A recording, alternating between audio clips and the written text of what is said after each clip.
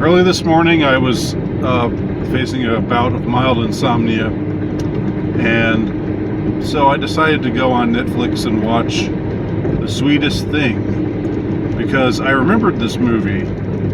I remembered watching it at around the time of its release in 2002, I believe it was. And I remember thinking at the time, this is different. This is like, this is taking the rom-com scenario in a different direction, insofar as what you have in this movie is basically a movie about some really slobby sort of characters, and there's a lot of gross out humor, which is typically associated with male oriented movies. But this was a chick flick, I believe. I'm pretty sure, because number one, it's a rom-com, or rom-com, however you want to pronounce it. And number two, the main characters are girls, and they're girls that you're supposed to relate to, and think are cute and funny and you know, and enjoy hanging around with as the viewer. And you know, they're sort of like, oh, these are like my girlfriends. These remind me of my girlfriends. These girls. That's sort of what it's supposed to bring about in the viewer. So I think it's pitched towards a female audience, but it's the first rom-com that I'm aware of that just really indulged in gross out humor, and in just showing women to be slobs. There's a scene where one of the characters they get into one of their cars, and one of the characters has all this junk all over her back seat, and there's something that just smells really bad, and so Cameron Diaz goes in the back seat, looks for what the thing is, and she finds this thing wrapped in tinfoil. I guess it was food that the girl Christina Applegate's character had taken home, had forgotten about, and left in the car, and it's infested with maggots, and so she gets really disgusted and throws it out the window, and then it comes and smacks against the windshield, and so there's maggots everywhere. It's that kind of joke, which you would never have seen like in a female-oriented rom-com movie, maybe not even 5 years prior, definitely not 10 years prior. Suddenly you're seeing it in this movie. Now, what were the precedents that led to this? Well, I would say the Farrelly Brothers movies. There's Something About Mary, which featured Cameron Diaz. Cameron Diaz was also featured in My Best Friend's Wedding, which was I think from '96 or so, and that's more of a standard traditional rom-com. There's not a lot of gross out stuff that happens in it, but that was the introduction of Cameron Diaz, and that in itself is kind of an unusual movie, because I've always found that the character that we're supposed to root for, Julia Roberts' character, does not come across as likable. At least she didn't to me. The premise is she's Julia Roberts' old flame is getting married to this new girl who's played by Cameron Diaz, and Julia Roberts wants to find a way to break them up because she thinks this guy belongs with her. And it would have been much more palatable if Cameron Diaz's character hadn't been so adorable and so likable, and she's presented in this way. She Julia Roberts tries to tries to make a fool out of her in one particular scene, and she takes it and sort of,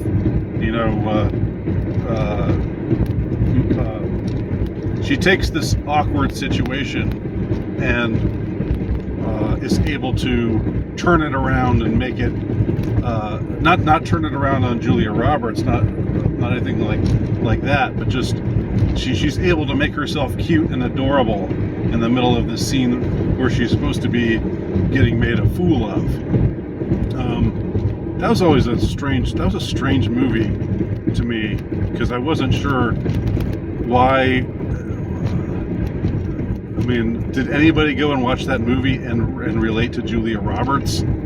Obviously, it wasn't made for me. It's a rom-com. It's made for women. But I mean, I could just not see anybody really having that kind of response, unless it's just because of jealousy, because Julia Roberts was older and less pretty, and Cameron Diaz is like at the height of her hotness there in that movie. So that was a precursor, and then there's something about Mary, which I wouldn't describe as a rom-com, but just like a gross out, outrageous comedy movie, but also had Cameron Diaz in certain outrageous, gross out scenes. But that was also like 98 or so. So something happened between the late 90s and the early aughts that made them decide to come out with a movie like The Sweetest Thing, which is a female-centric romantic comedy. There's a story about her trying to win the attention of the affection of this guy that she meets. There's all the elements. There's the meet cute scene, and then she goes out of her way. Her best friend drags her along because she's too she's too scared to commit. She's all the typical kind of cliched stuff. Except the one interesting thing about this movie, these are definitely party girls.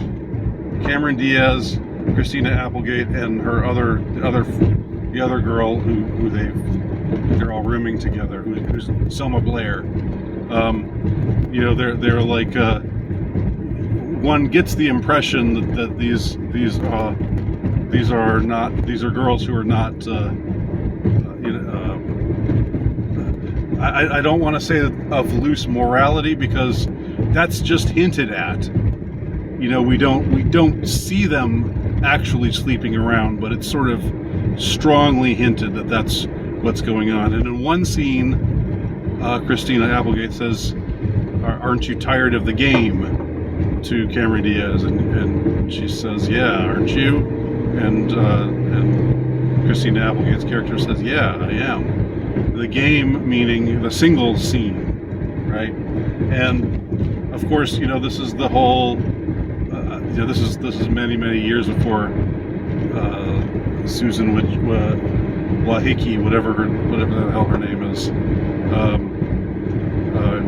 said that told young women to date the bad boys and date the cool guys, and get all that out of your system, and then when you get in your 30s, then find somebody who is more mature sort of person, and then make that person your life partner to share a family with.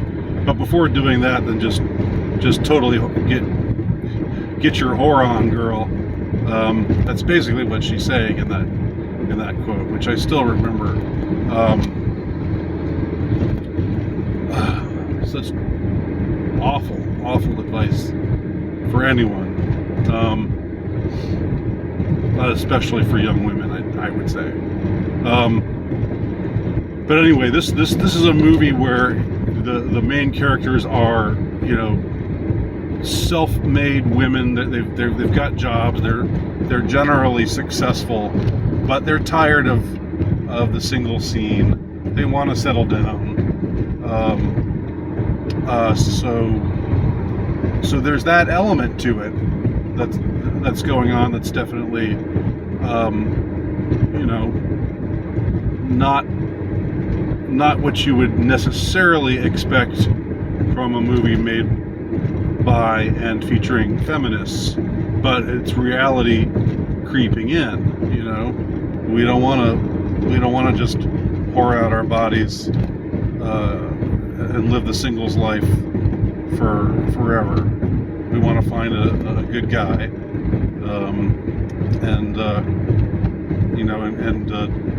and get married, and all the all the traditional things that are still so appealing to young women. So, what else can I say about this movie? As far as the story goes, I don't think there's anything particularly interesting about it. I think what makes it so interesting are all of the hijinks, all of the gross out scenes, all of the really raunchy scenes that you wouldn't have seen in a female-centric movie, even a little bit earlier. But it somehow, like, there was something changing in the culture, right? That this kind of party girl lifestyle. I think there was a time in the 90s where the party girl lifestyle was looked down on by feminists, where feminist orthodoxy was saying you shouldn't just go out and hang out with a bunch of guys and party and live it up. That's just doing what the guys want. That's giving them what they want, and you should be more focused on serious things and like your career and so forth. But then at some point, I guess there was a flip, and feminism became slightly less puritanical, and maybe very, very much less puritanical, and much more embracing of the party lifestyle. And I mean, today, of course, it's common to hear feminists say, oh, porn is good for women, which I think is absurd. And you should not feel guilty at all about pouring yourself out. There's you can sleep with however many guys that you want, and no one should be able to shame you for that. That's sort of the twist that it took at some point. But I think earlier than that, for much of the 90s, I would say, mainstream feminism was not like that. And so this movie shifts the culture, shows this cultural shift to where these girls are totally, gross and, I mean, they're hot, they're good looking, but they're, just they don't clean up their houses, they don't clean up their cars, they're maybe not always well groomed or whatever. So this is a bunch of this is a bunch of girls acting like frat boys, which I remember was kind of new at the time. At the time I thought, this is a little interesting. This is different. I couldn't see that the future was, just telling women to be indulgent and that the next 20 years would bring more and worse of this sort of thing.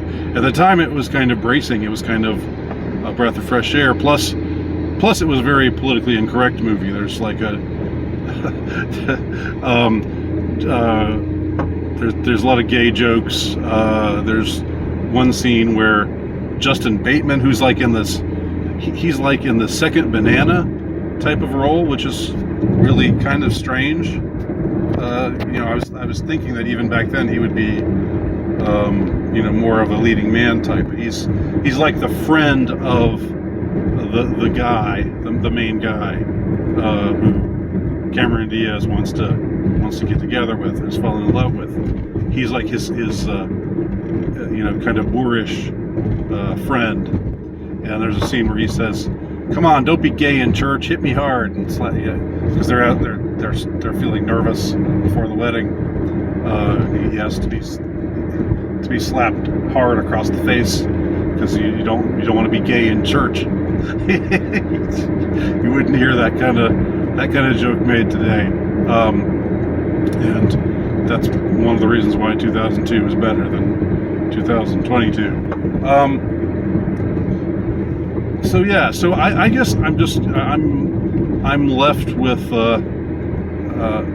some curiosity about kind of what went into the making of this movie, why this movie was made, how the cultural shift determined that this could be that romantic comedies, which were and still are primarily female-centered.